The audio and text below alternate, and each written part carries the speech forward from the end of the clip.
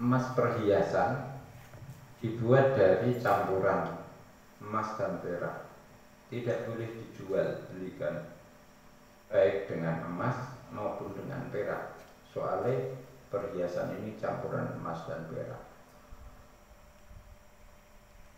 Terus waya sah ya didol nganggo perkara liya dibarter dengan barang lain. Ya, asalkan kadar emasnya tadi yang dicampurkan itu maklum dingerteni.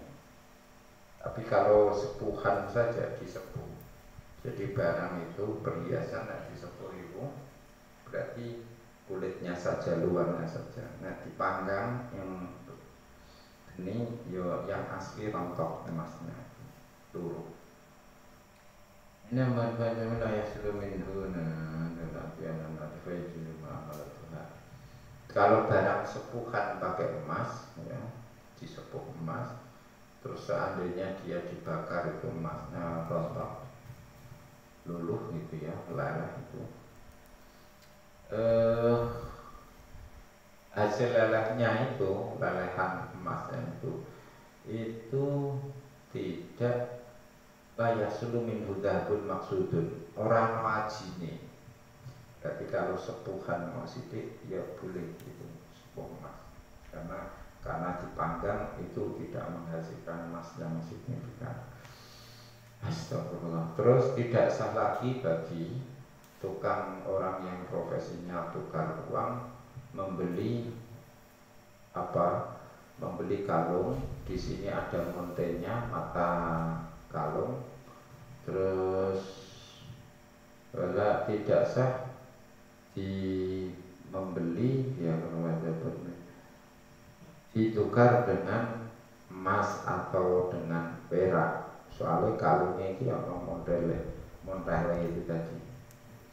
Wala dia bil ya tabiatin.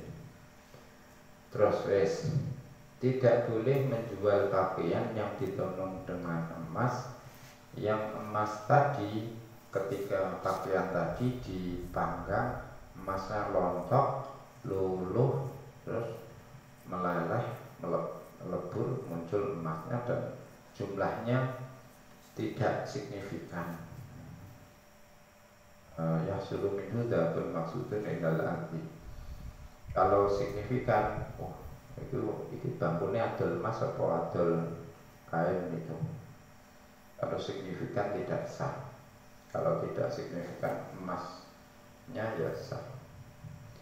Itu emas dan perak. Nah, dan sekarang makanan. Harta ribawi kedua, yakni makanan. Jadi para orang-orang yang mau amalan pakai makanan harus karo banjanya barangnya sejenis, harus takobut, harus serah terima di majlis. Ya, ikhtalafa jinsu amin awalam yahtari. Ya, fa ini tahadal jinsu, kalau jenisnya sama harus memenuhi dua syarat. Ada takobut serah terima di tempat dan ada muro'atul mumasalah harus setara, seimbang.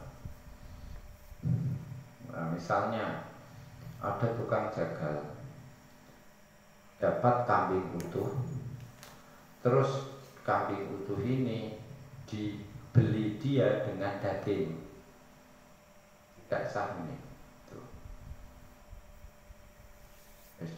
Haram itu.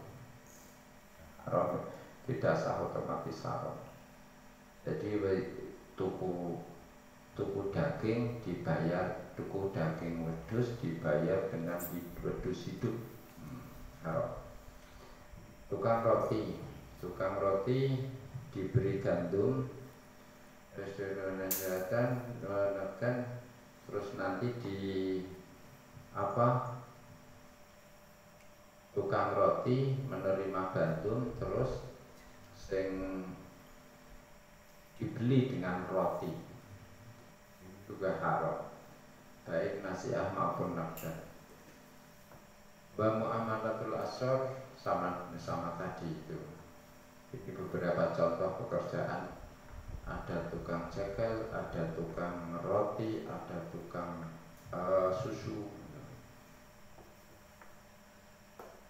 Kata dia labana liyahuda, menjual susu tapi dibeli dengan mertega, bahan yang berasal dari susu misalnya, itu ya itu haram juga.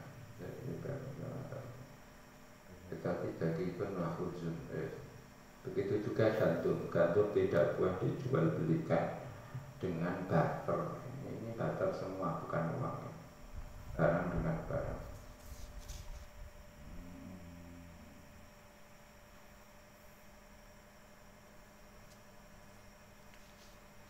Gandum tidak boleh dijual belikan dengan tepung gandum,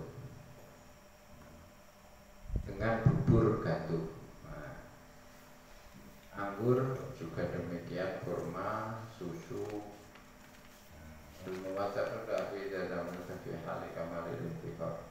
Jadi harus ada sepadan memasalah. Tapi namanya memasalah sepadan itu kalau memang barangnya sudah layak disimpan, makanannya. Kalau tidak layak disimpan, ya tidak bisa memasalah. Karena yuba uratu birotbi lainu matafatilan mana, tidak boleh jual beli kurma basah dengan dibeli dengan kurma basah. Anggur basah dengan anggur basah juga tidak sah. Supaya sah ya harus apa? Mutamathilah. Ini sekedar secukupnya tentang terkait riba, mengingatkan bagi para pedagang apa kerusakan yang ditimbulkan oleh riba. Dia harus tahu yang dasar pengetahuan tentang riba itu dia tahu. Sehingga kalau dia sudah paham, kok ada agak rumit, dia baru bertanya. Beda kalau dia tidak mencari ilmu mengetahui hal-hal yang berpotensi riba, itu ya ittahamar riba, haram. Nanti dikhawatirkan dia melakukan riba tanpa sadar bahwa yang dilakukannya adalah riba. Maka pengetahuan tentang riba ini, riba mendasar, harus diketahui oleh para pedagang. Alhamdulillah,